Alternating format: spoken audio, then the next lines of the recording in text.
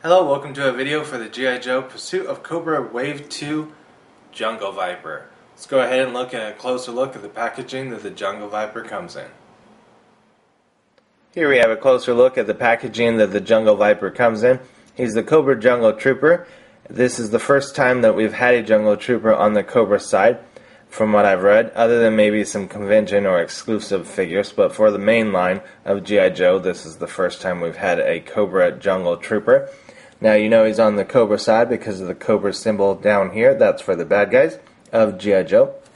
We have a sticker that says your new TV network, hubworld.com.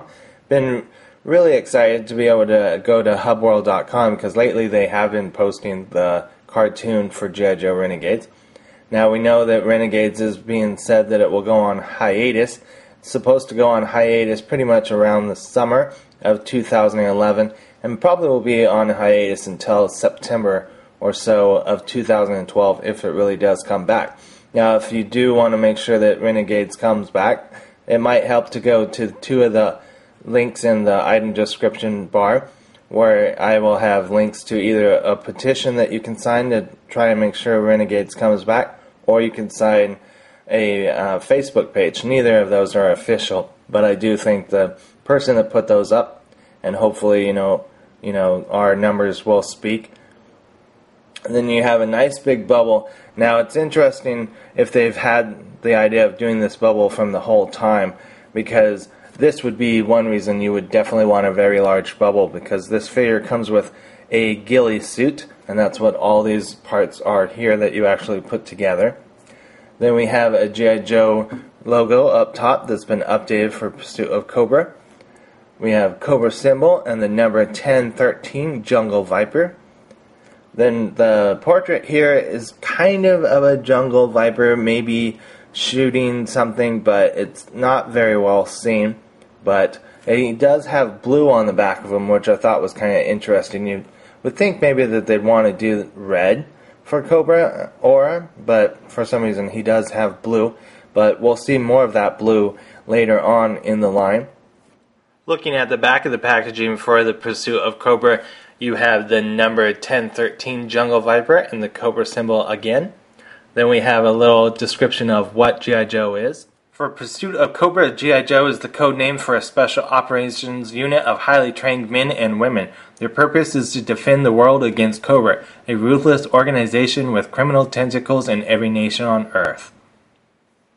With the line being the Pursuit of Cobra, we do have a jungle diorama here. We have some Jungle Vipers in the back, very well hidden. We also have Jungle Assault Duke, the Vamp, and if I'm not mistaken, this is the Steel Marauder mobile mech suit driver kickstart. I did do a video for that, so I'll go ahead and post that right there if you have not seen that and want to check that out.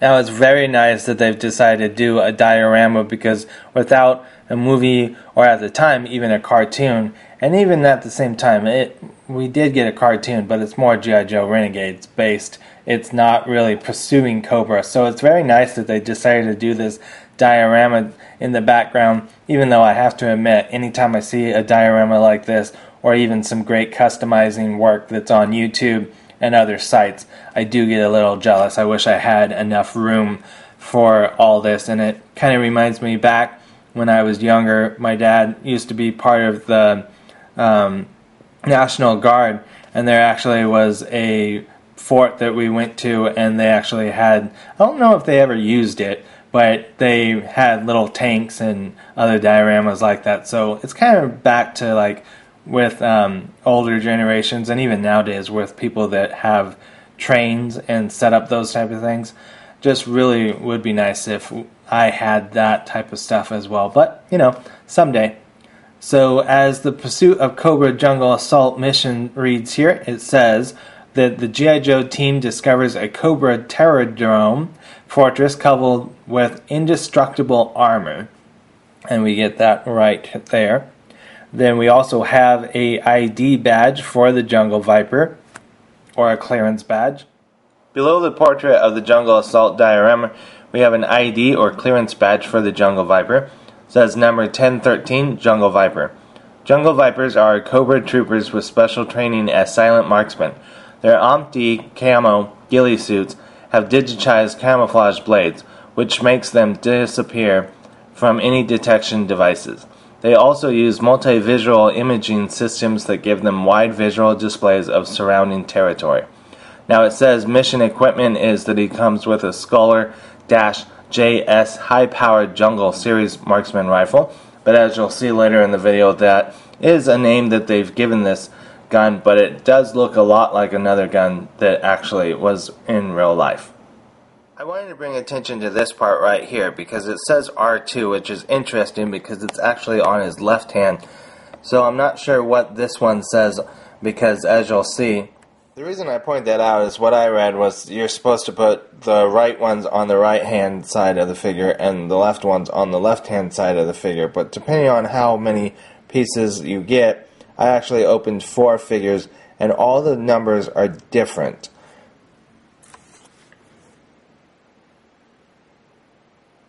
I have an R2, an R1,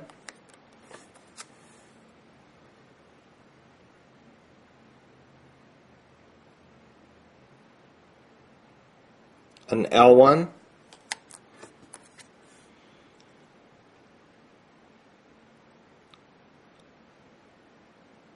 an L1, an L2,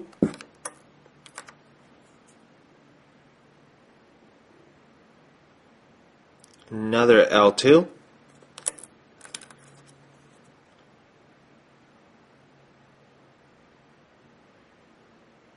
R2.